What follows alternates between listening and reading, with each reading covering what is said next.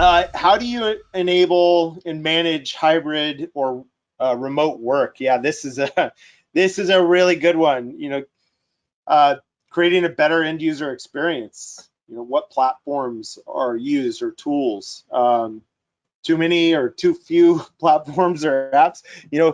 App sprawl is absolutely a thing. Or how have you used automation?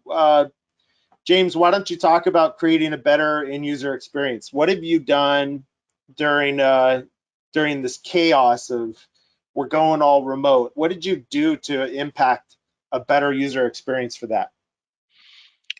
There were a few things that we did. One challenge that we had was when we were in the office, we were on Active Directory. And once we were all remote, we didn't really have everything set, our infrastructure set up for being separated from Active Directory for extended periods of time. So that means policies weren't getting pushed out. That means passwords weren't being changed on a regular basis, which was a challenge that we had to address pretty quickly once we realized those things were happening. And this, I know this is a JumpCloud webinar. This isn't necessarily a plug for JumpCloud, but it helped us a lot because we saw this kind of coming and we started looking at different solutions. And once we rolled that out, we were able to kind of nip that in the bud relatively quickly, along with the other features that it included, which has helped us with kind of automating certain things and replicating a lot of the things that we had on Active Directory. We had to learn a different way of doing them with JumpCloud, but that definitely did help us out. And it's kind of convenient that this is a webinar with JumpCloud, but it was a big help, not gonna lie. No, I think that's absolutely spot on. The initial impact when everybody went remote, I myself was working at an MSP, and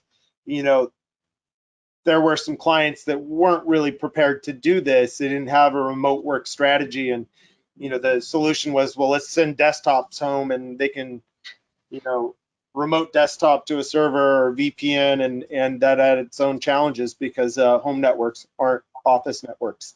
Right.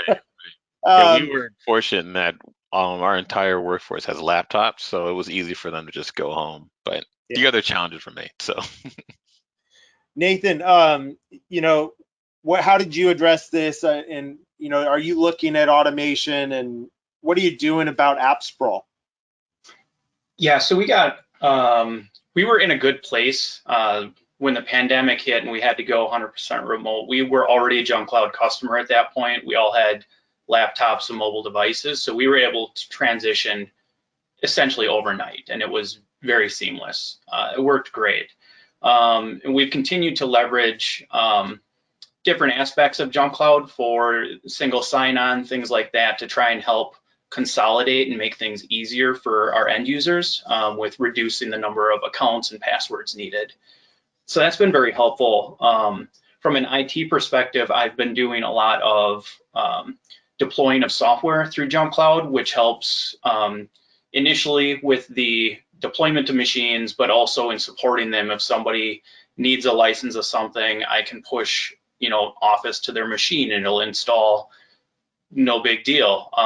That's really helped take a lot of the weight off of my shoulders in supporting people who are never connected, right? And that connection is potentially problematic. For instance, we had one user that was having lots of issues, and finally I learned that she was getting her Wi-Fi beamed across a lake, and it was just junk internet, right? So there's things like that there's no way around it, right? You have to have your end users having at least decent internet.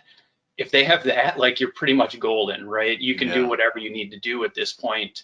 And yeah, automation is a big part of that. And we're working towards more and more of that, just because I, as like a single IT department of one, I don't have time for everything. So the more I can automate things, whether that's through the deployment process or supporting end users, it just takes a load off of my shoulders.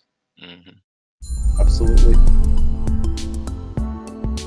Please subscribe and check out more content from us.